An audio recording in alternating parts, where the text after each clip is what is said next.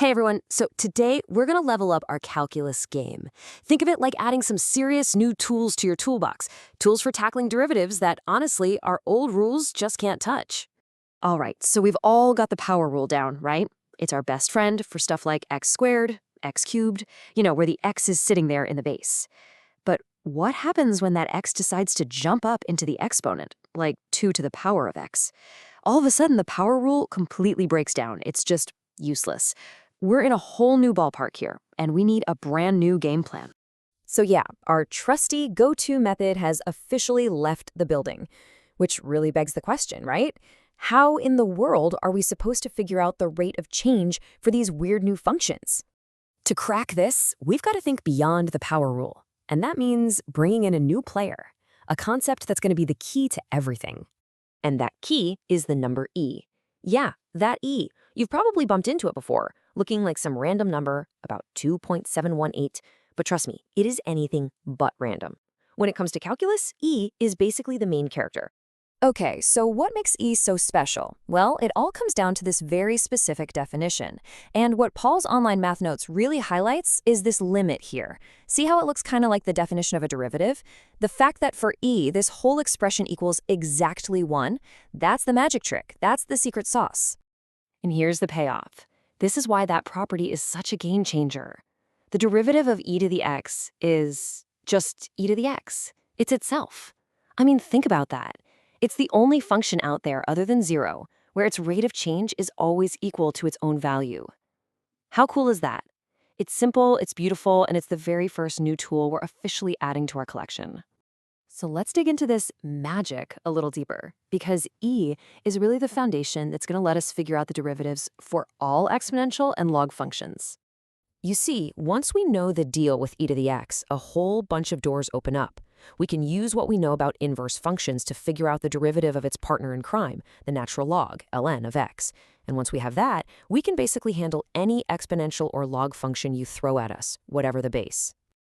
And voila, here's our brand new expanded toolbox. It all started from that one simple, elegant idea about e to the x, and from it, we get all these other powerful rules.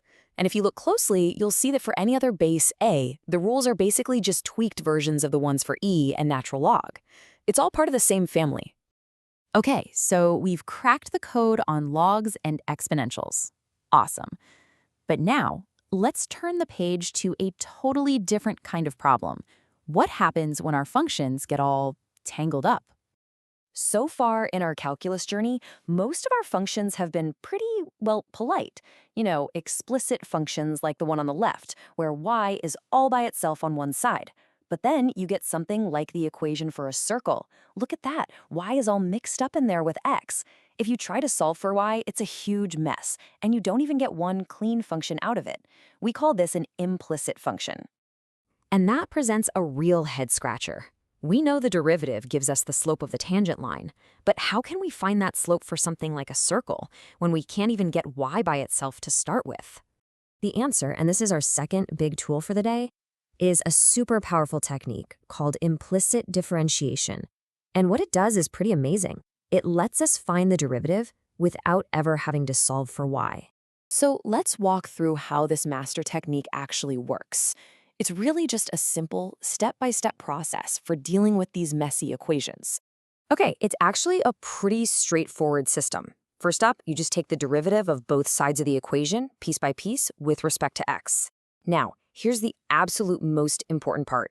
Step 2. You have to treat y like it's its own function of x. So whenever you take the derivative of a term with y in it, the chain rule kicks in, and you have to tack on a dy dx. Once you've done that, the rest is just algebra. Seriously, you get all your dy dx terms on one side, factor it out, and solve. Now, there are a couple of classic mistakes people make, so let's call them out. The number one trap, by a mile, is forgetting to multiply by dy dx. Just don't forget it. Another big one is seeing a term like xy and just spacing on the product rule. Remember, that's x times y. If you can just sidestep those two little traps, you're pretty much golden. Okay, so we've got these awesome new tools in our back pocket. But so what? Why does any of this matter outside of a calculus class? Where do you actually use this stuff? Well, Take a look at this quote. It really nails it. The entire engine that drives modern machine learning is something called optimization. It's all about finding the best possible parameters for a model. And how do you find the best of something? You find where its rate of change, its slope, is zero.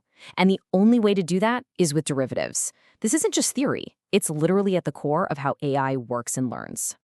And believe it or not, this is really just scratching the surface. Everything we've talked about today, these are the fundamental building blocks you need to start thinking about change in more than just 2 dimensions.